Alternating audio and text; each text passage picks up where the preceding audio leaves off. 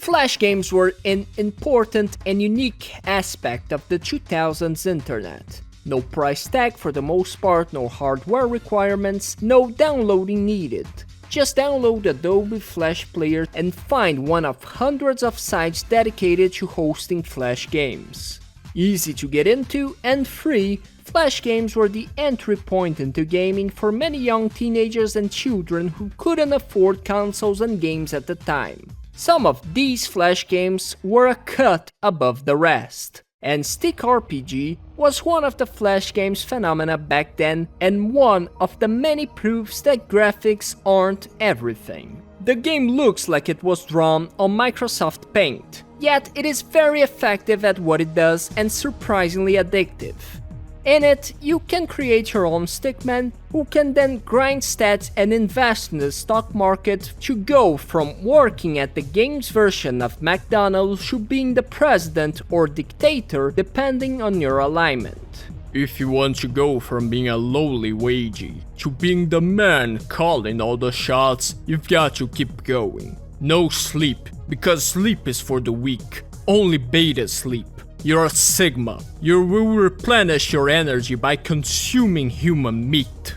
You've got to keep grinding to race to the top. Invest in the stock market as soon as you can. And when you finally reach the top, you will be able to make money while you sleep.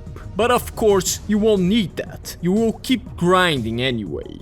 The game earned a sequel in Stick RPG 2, which is a more polished and more detailed version of the first game, with more job opportunities, more activities to engage in, and a more detailed world.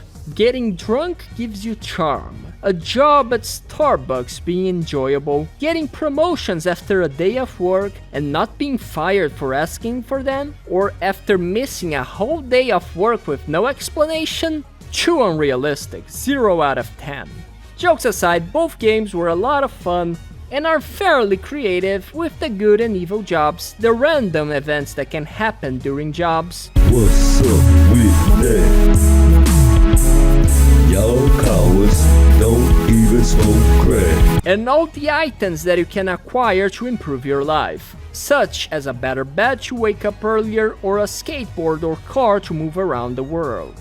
The first game is exclusively available on websites as a Flash game, and the second one has a full version locked behind a paywall. It can be bought on Steam, although it rarely goes on sale and it costs $20 at full price. Or you can just... Yar, mateys.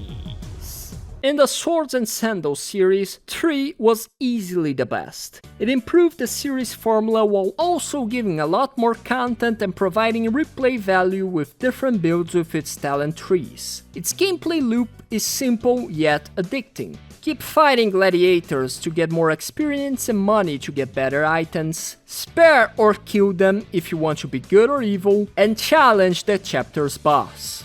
With 24 bosses, a lot of unique weapons and armor pieces, a fairly complex talent system, and karma progression, Swords and Sandals 3 is a Flash game that you can easily sink 100 hours into it, which makes it to be considered one of the best Flash games of all time. The classic version of it is available on Steam as part of the Swords and Sandals Classic Collection, which includes all the other old Swords and Sandals games and costs $10, and there is also a modernized version of it, Swords and Sandals 3 Redux, which costs only $9. Honestly, even though it's quote-unquote just a Flash game, it is worth every penny.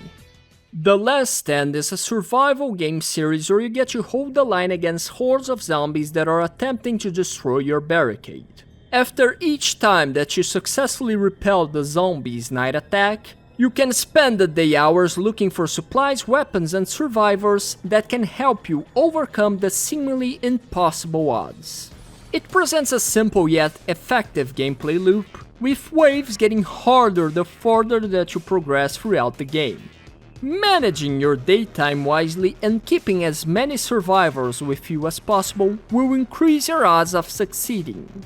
This is an essential Flash game series that is always worth checking out. And you can get all the Flash games on Steam by purchasing the Last Stand Legacy Collection for $10. There's also the sequel to the Flash games developed on Unity, The Last Stand Aftermath for $25. And much like The Last Stand, Meat Boy started out as a Flash game before becoming one of the earliest highly successful indie games in Super Meat Boy. Meat Boy is a simple platformer in which, much like in its sequel, you must save Bandage Girl while avoiding becoming grinded meat, in platforming segments that become increasingly harder. Meat Boy is a great Flash game and a solid foundation for an even better game. As a side note, The Binding of Isaac also started out as a Flash game, with its demo available on Newgrounds. But the game was too successful, and trying to expand upon it using Flash proved to be a challenge, causing it to be remade into The Binding of Isaac Rebirth. There were a lot of Flash games back then that wanted to prove that games weren't something just for kids. It could get gory, messy, and radical.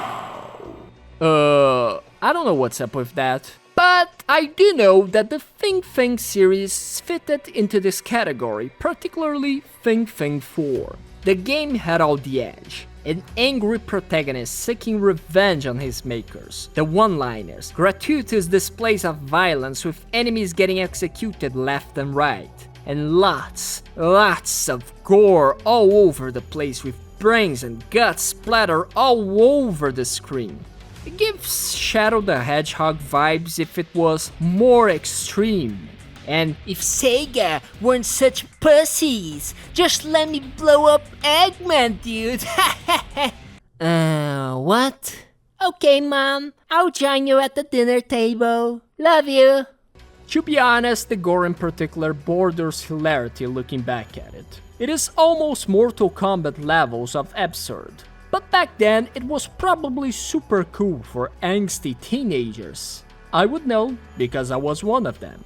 I believe that this game had one of the largest weapon varieties that I saw in a Flash game back in the day, and it had an okay story.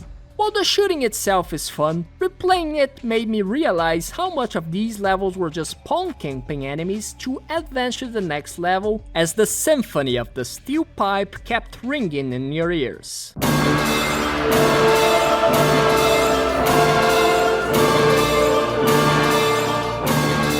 Your weapons may be nice, but the steel pipe is unbreakable. So overall, I say that the game was good in some ways, but it can also get extremely tedious fast. Learn to Fly is a cutesy and fun Flash game where you help a penguin prove that penguins can indeed fly.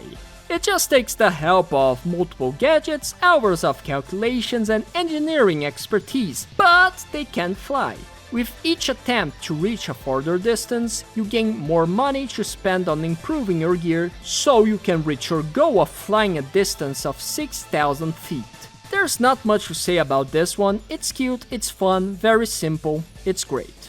Also, Learn to Fly 3 is available on Steam for free, the third installment in the Flash game series. It features the penguins now trying to figure out how to go to space. The game does have microtransaction elements because it was clearly made to be a mobile game at the time that everyone started to take their shot at mobile gaming monetization, but it is fully playable without engaging in any of it. Although, at the end of the day, to me at least, it is not as fun as the first one. Now, this might not be one that a lot of people remember dearly, but hey, my video, my rules, right? Clear Vision was probably one of the first violent games that I've ever played. It is a simple concept, but it works wonderfully for a Flash game. You play as a sniper named Jake that takes assassination contracts, and all you have to do is accept your contract, identify your target, and shoot them. Besides the clicking heads part, the series does have an overarching story about Jake getting revenge on his father's killer and trying to move away from the life of a hitman, but it is nothing impressive. If anything, the story segments are what I don't really vibe with that much anymore. It feels a little angsty, edgy, and sometimes nonsensical. I don't know, maybe I'm being a little overcritical, but I honestly felt a little shocked at how my memory of it was much better than the actual game is. Oh, I hate him. I hate his red eye and his damn head. I swear to God that I forget this first one had voice acting, if you can call it that. it sounds like the dev was recording these lines at 3 AM, desperately trying to not wake up any of his parents. Also, the fact that the menu theme is Oreo's Ascension is somewhat hilarious to me. It is a great song, don't get me wrong, but it makes me picture Jake getting caught by an Oblivion Imperial Guard. Stop right there, criminal scum! At least it is not Harvest Dawn. That would make me lose it. Finally, Age of War. This one is probably the Flash game with the most iconic theme of all. It encapsulates the game's idea perfectly. A simple strategy game with no fluff that gets progressively faster as it advances throughout the ages of human history. The game's concept is rather unique, with the player being able to witness the ages of mankind advancing in the small battlefield, and even being able to send cavemen up against knights and modern-day soldiers. It is a fun pastime game, and that is all you need from Flash games. Flash games were not just entry-level gaming for those who couldn't afford consoles and games. They were proof of concept that executing an idea well is more important than getting big budgets and having 10,000 features in a game. They were an early sign of the eventual rise of indie games, which I covered in this video, and are still held dearly by those who remember them. If you liked the video, please like, subscribe and leave a comment. And thanks for watching, and I'll see you in the next one.